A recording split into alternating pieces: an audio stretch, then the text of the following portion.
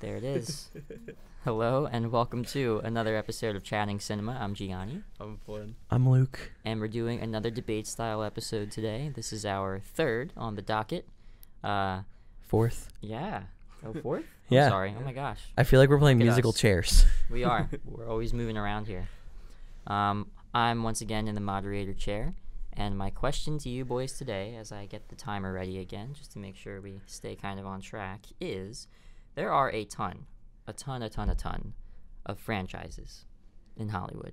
Franchises in development, franchises that are out and solidified and have made tons of movies. What is the best franchise? Star Wars. Okay, Flynn has Star Wars. Start us off. Ow. I think Star Wars is the best franchise. Ow. So, Star Wars started in 1977, and the story George Lucas told as sort of a look at the destructiveness of war, of political divide, and things like that, is so real and speaks to so many real life issues at the time of making it.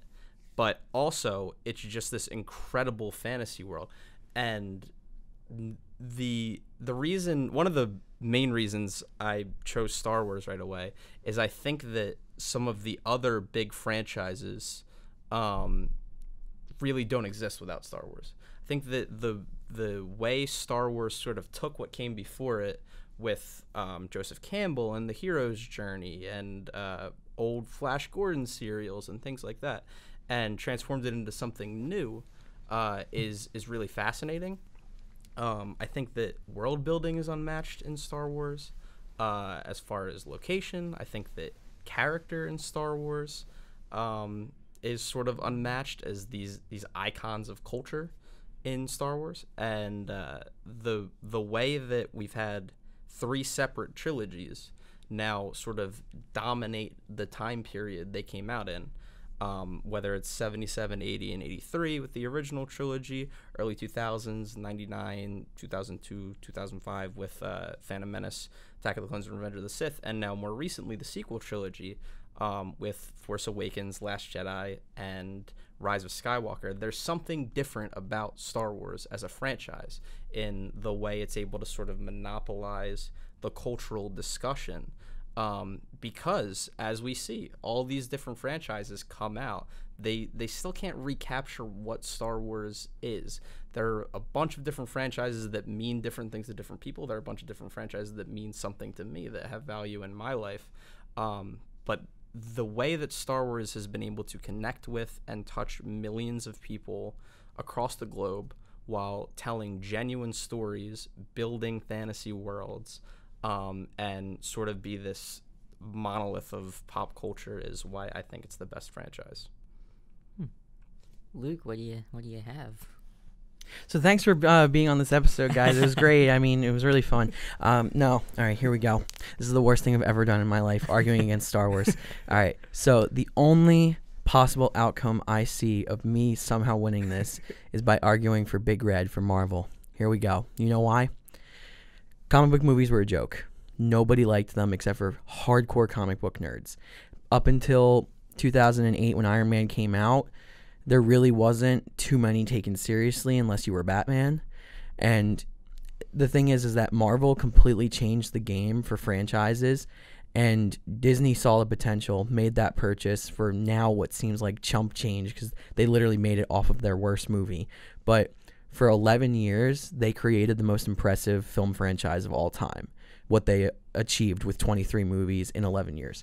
Marvel took stories of characters from all different walks of life, directors from all different walks of life, supporting cast, everybody. These movies were made by probably the widest range of people from all different areas, and that's what's like most beautiful to me, that like a movie like Black Panther can happen and be one of the highest grossing movies of all time, and considered it was nominated for Oscars too, like big deal.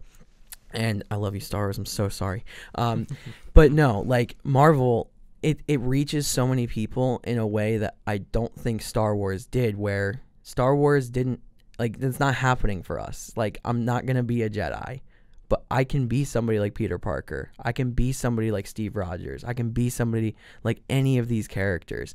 And they're all so real. And the star power is insane. The people that want to be a part of this franchise, like you would have never expected some of these actors to do it. I mean, like Christian Bale just announced he's going to be in the next Thor movie because this franchise is still going strong. Like they've already had their phases and it's still going.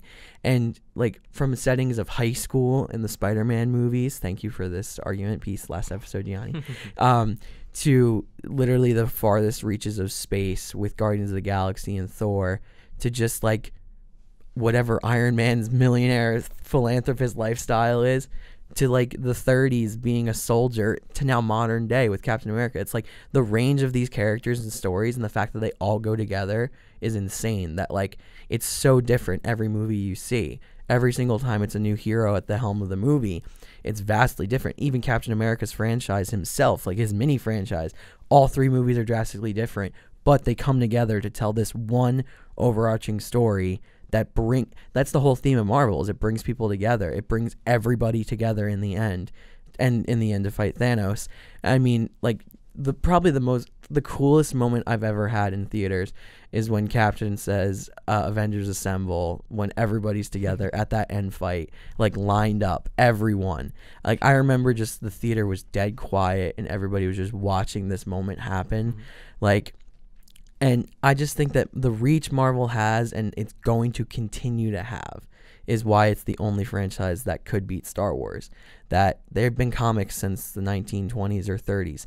Tell me somebody more influential than Stan Lee. Like, that man changed... Oh, okay. Yeah, right.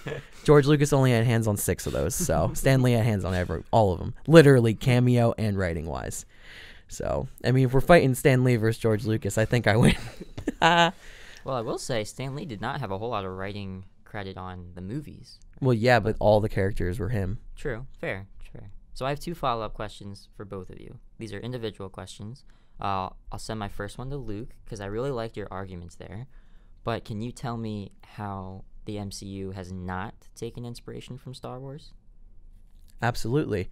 Because Stan Lee created all these characters before Star Wars existed. Mm-hmm. So before Star Wars was even an idea in George Lucas's brain, Stan Lee was writing these stories. Okay. A lot of the stories taken from these movies had been comics in the 70s, the heyday, which, I mean, are you telling me George Lucas didn't read comics? So maybe he got some of his plays from Stan Lee's book too. No. Okay. All right. So Flynn, Luke mentioned a lot of themes, I would say, in his argument for the MCU. Themes of, we can have a movie about high school, we can have a movie about losing your mom, all these different themes of love and friendship and this, that, the other. What does Star Wars have? Well, I think that at its basest, Star Wars is about love, and I've made this argument before, but I think that Star Wars a lot of the times is about love being the most powerful force in the world. In the galaxy. But, as far as diversity of storytelling, while Star Wars isn't taking place in a lot of these real life scenarios, you have, losing family members. In A New Hope, we have Luke lose his aunt and uncle, and we have him take on a surrogate family member of Obi-Wan. You have all these stories about friendship, compassion, fighting for people who are different, sort of the diversity of the galaxy. And the Jedi in the prequel trilogy are kind of police officers, but Star Wars as a whole, as a franchise, sort of bends towards justice of, the common person, defeating an empire. And I think that what's really fascinating about Star Wars and why it has so much staying power is that sense of love and fighting against forces that are greater than you are applicable in the 70s and early 80s. They're applicable in the early 2000s. They're applicable today in the late 2010s. And Rise of Skywalker was 2019, so right at the end of the decade there. The stories about heroism and kind of coming from nothing to be a hero and being someone like Luke Skywalker, who obviously has the bloodline, But the reason we love Luke Skywalker in A New Hope is not because we know he's part of this, sort of ancient bloodline that's the most powerful bloodline in the galaxy. We love him because he's an underdog. He's nobody. He's in the middle of nowhere in Tatooine, and he just wants to fight for what he thinks is right in the Rebel Alliance. He wants to join his friend Biggs and go and blow up some TIE fighters, and I think that's something that's fascinating about Luke Skywalker as a character. And as we've continued, we've gotten characters like Rey, who, again, bloodline is not what's important to Rey. She's the underdog character. So I think that connecting with people that have bigger aspirations for their lives, who kind of value the right things in life, love and friendship over power and control, I think that that's what Star Wars really speaks to at its core, and why it's stayed so valuable, and why it truly is the best franchise, and why every other franchise that's come since has borrowed so heavily from it. Sure. Hey, Flynn, you want to talk about underdogs? You want to talk about underdogs, huh? How about rock bottom millionaire Tony Stark completely turns his life around and becomes the ultimate sacrifice? How about kid in the 1930s who's too scrawny to be in there, proves his character is worth more than his body, and then that's what matters in the end? How about Black Widow, a spy who was once a weapon, now saving the universe? How about all of these characters, a high schooler who lost his uncle now becomes the next Iron Man? Like, all of these characters do that too. And I'm not trying to bring down Luke Skywalker because I love that man. Sounds like you hate Star Wars. I don't. But no, like, I think Marvel does all of that too in a broader sense, applying to more people. Where, yeah, there's Luke, yeah, there's Rey, yeah, there's Anakin. Well, we got 30 heroes, all from different walks of life, all different people, all broken, all hate each other at some point too. But then they come together to beat Thanos in the end. Spoiler! Sure, but I think that even that is kind of illustrated in Star Wars kind of more economically, because, as a franchise, Star Wars has spawned so much, but I'm talking specifically film franchise here. This is a film show. So, we talking about movies on this show? At the end of Rise of Skywalker, you have kind of whatever your feelings on that movie. You have the great summation of, Allegiant General Pride asking where they're getting all these forces from, and the response is it's just people. That's Star Wars. So you can have 30 different heroes over 22 different movies, each represent that thing.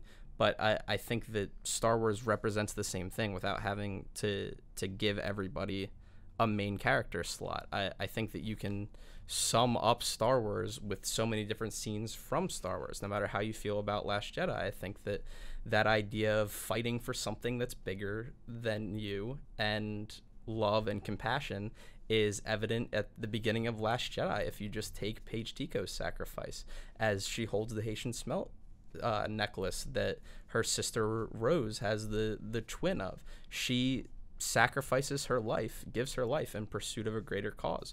And I don't deny that Marvel characters do that as well. I love Marvel, but I think that the way Star Wars does it and the mythical sense about it speaks to even more people. And again, another Last Jedi scene that illustrates that is Broom Kid at the end of Last Jedi, sort of recounting the tales of Luke Skywalker, legendary hero. He is us, we are him.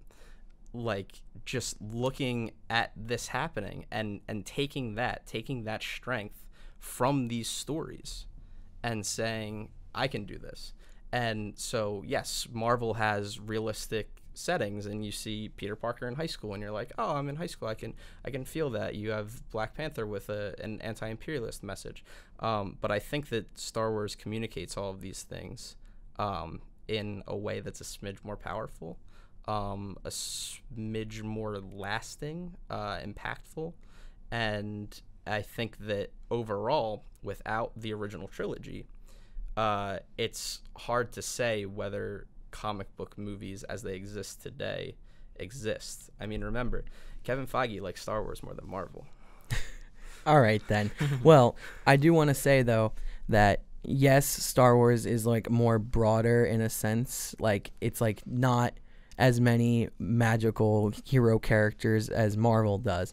But the thing with Marvel is that this franchise has the most unity out of any franchise we've seen, where everybody on board is on the same page, whether or not you're directing that movie or not, they're working together. And that's where I think is the only weakness in Star Wars, is that from the times of the old legacy canon now to now, they lack unity in a sense that like sometimes like Rian Johnson and J.J. Abrams should have worked better together. I love both of those men. I love the movies they make, but there was a lack of unity and flow in that trilogy. Not dissing it because I love it, but like Marvel goes from Iron Man to the end, where while styles change, while themes change, they feel like one story where you're picking up from different parts and different times, where Iron Man and Hulk could be happening around the same time and Captain America at the end, and then you get to phase 2 and it's like Guardians is happening at the same time as Iron Man 3, and like it feels like the world is more in sync. Mm-hmm. I think that just a quick rebuttal, as you also brought up the fact that Marvel has diversity of voices, and I think that while people feel that the sequel trilogy under Disney wasn't as coherent a storyline, I think it does work as a story on its own. I think that if you presented it to somebody without all the noise and were just like, hey, watch this, I don't think that people would say like, hey, wait a minute, like I didn't think this was going to happen like this. We're looking at it with the benefit of hindsight of having speculated about characters' lineages and stuff like that. And I think that the fact that, you know, J.J. Abrams in Force Awakens and Rise of Skywalker and Rian Johnson with Last Jedi got to make different movies is kind of exciting and kind of adds a lot to Star Wars.